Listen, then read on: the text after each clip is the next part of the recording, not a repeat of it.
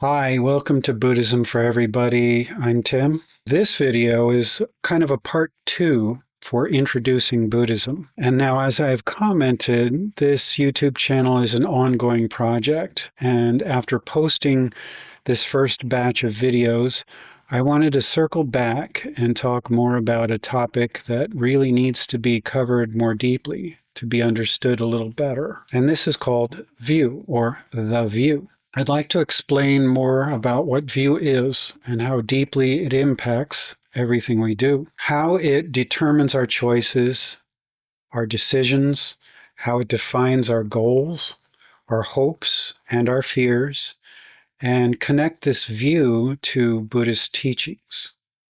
Why is it relevant? When I was teaching Buddhist principles in person, a question I'd hear fairly frequently would be something like, "Oh, this is all very interesting, but what am I supposed to do with it? Or how are we supposed to use these ideas?" It can sound kind of abstract. Well, the answer comes back to view. How do we view ourselves? And this includes everything about ourselves, our self-identity, how we believe others see us.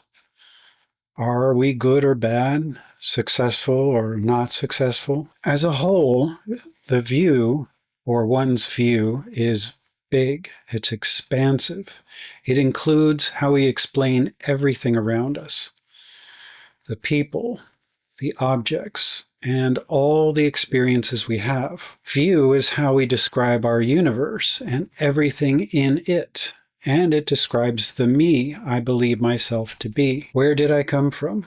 Where am I going? What happens when I die? Our view leads us to answers to these questions. View tells us what is real and what is not real, what is true and what is false. And maybe most importantly, our view tells us what is possible and what is not possible. Every question we ever ask, ourselves or others, will eventually be answered by our view. For many people, their view is centered on a primary set of beliefs. The most common types are religious tenet systems of various kinds and physical science. These structures of beliefs can be combined as they are not necessarily mutually exclusive. There can be overlap, there can be mixing. These are most often structures that a large group of people agree on as their primary set of beliefs. They can be held across cultures, they can be regional or global in scale, and we can share many beliefs with many people. But each of us has our own custom-built personal view. In the details, we have our own specific beliefs and doubts. Some of them we know very well, and others can be hidden in our subconscious. View for each of us is the stories we tell. What just happened and why? Sometimes we don't have answers, and we can just say, "I don't know." Or quite often, we just make up a story because it suits our beliefs. There is no limit to what a view can include. The possibilities and the combinations are endless. And also, our view is not a fixed, permanent thing. It is changing over time because our thinking and our experiences are changing over time. Our view can expand as we incorporate new ideas and experiences into the existing beliefs, or it can narrow to exclude these new ideas and experiences. Each person has a unique path. In this world, in modern times, with social media and technology, the ideas that influence our view is accelerated, and most people have access to an enormous spectrum of content. And of course, there is a whole industry of influencers, people and organizations in the business of promoting some view. This channel, Buddhism for Everybody, is about view as described by Buddha. It breaks down into two categories. They are called worldly and transcendent. Worldly, of the world, and transcendent. Worldly refers to everything I just described, all of it. because what all of it has in common is it belongs to samsara. It is the cycle of ego clinging. It is where we are now due to our negative thinking, negative karma, and ego clinging. Transcendent refers to ending this cycle, getting out of samsara. It is what the Four Noble Truths of the Enlightened is describing. It is a view based on reason and logic. Buddhist view tells us that we have suffering, and it tells us what the cause is. Then it tells us that we can end this suffering completely and permanently, and what the path is to accomplish this. And this is a view. It is unlike other views in several ways. The scope is one, because the scope of time is limitless, looking at both our past and our future. Another way it is different is it is unobscured.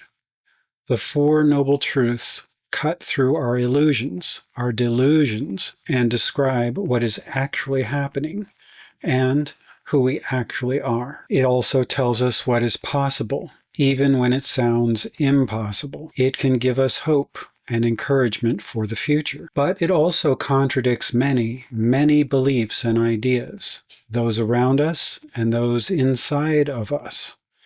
It challenges our fears and it raises many doubts. To me, Buddhism is a path of self-transformation.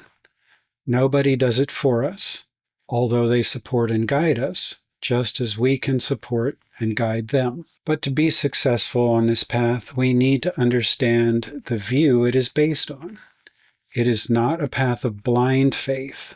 It is a path based on reason, logic, and testing, confirming with results. If my view says something isn't possible to accomplish, I'll never try. That just won't be a goal for me.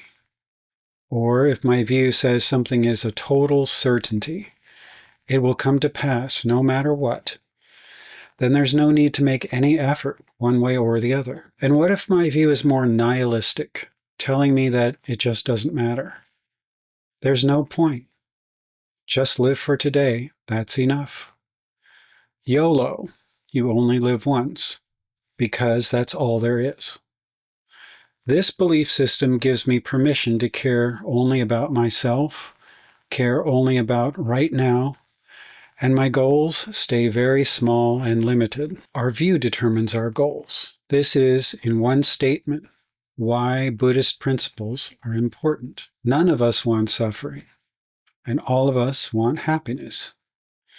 At the core, we all have this as our goal, all of us. And nobody can decide for us what our view is. So, view is important. View determines our goals. Most views are worldly, meaning they won't get you out of samsara, the cycle of suffering. Buddhist view transcends samsara. It is transcendent. It is designed to get you out of samsara and the cycle of suffering. That's why understanding the view is important, to know that it can be done and how it's done. There will be more videos to follow to elaborate on all these ideas. I do hope this channel and its content is helpful and maybe even inspiring. If it interests you, you know the drill. Like, subscribe, comment. It's interactive that way. And once again, thanks for watching.